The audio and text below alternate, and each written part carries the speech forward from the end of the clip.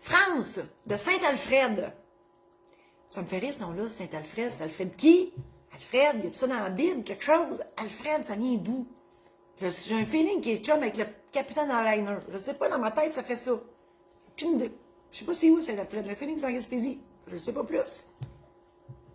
Je vous partage un peu ce qui se passe dans ma tête. Essayez pas d'aller là si c'est dangereux. France. L'état de santé de ma mère se détériore rapidement. France, j'en suis fort désolée.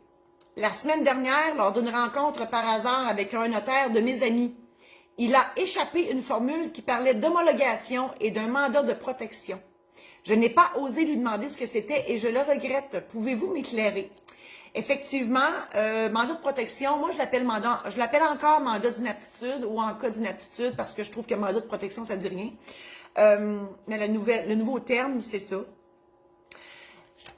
Quand on devient inapte, et malheureusement, c'est ce qui va arriver à votre mère, France, on perd nos pouvoirs. Donc, du moment où on est déclaré inapte de façon totale et permanente, et ce n'est que les médecins qui peuvent faire ça, on perd nos pouvoirs, donc on devient comme une roche. Mais la roche a besoin de soins, elle a besoin de quelqu'un pour gérer ses affaires, et le Code civil nous permet de faire un mandat d'inaptitude dans lequel on nomme les gens que nous, on veut pour s'occuper de nous et de nos biens. Donc, le mandataire a deux jobs. S'occuper de vous, c'est de voir est-ce que vous manquez de rien, et s'occuper de vos biens, c'est de gérer vos affaires durant cette inaptitude-là.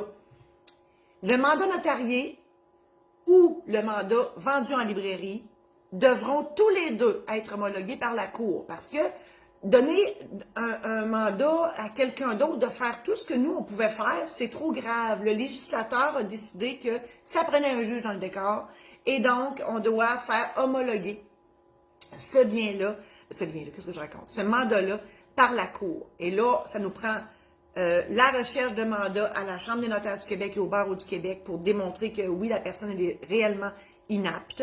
Ensuite, qu'elle a fait son mandat d'inaptitude. Non, là, je me suis toute mêlée, je recommence. L'évaluation médicale et psychosociale pour démontrer que la personne elle est inapte. Parallèlement à ça, on fait la recherche de mandat à la Chambre des notaires et au barreau du Québec pour démontrer que c'est le dernier mandat qu'elle a fait ou qu'elle n'en a pas fait. Et ensuite, on homologue le mandat. Si la personne n'a pas fait de mandat d'inaptitude, à ce moment-là, c'est une requête en ouverture de régime de protection pour nommer un curateur. Et si vous n'avez pas de mandat d'inaptitude, on n'est pas sûr de s'en servir du mandat.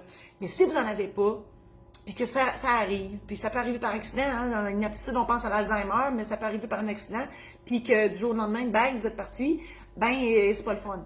Et ça rend service, ça vous rend service, puis ça rend service à ceux qui restent. Martine, tu peux-tu mettre le lien sur mon site Internet pour obtenir le programme en ligne? Parce que moi, j'ai préparé un programme en ligne avec un aide-mémoire relié et je vous parle. Donc, c'est moi qui vous jase ça, puis je vous explique tout ça en détail, puis c'est quoi le contenu, puis qu'est-ce qu'on peut choisir, etc.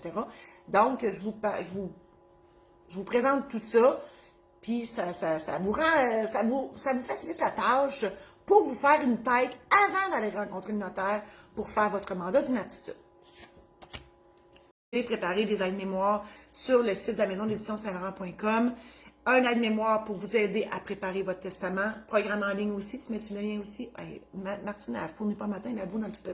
Donc, vous avez compris que sur mon site de notaire, j'ai des aides-mémoires et en fait, des programmes en ligne où je vous accompagne pour vous faire une tête sur ce que vous voulez en cas de décès, en cas d'inaptitude.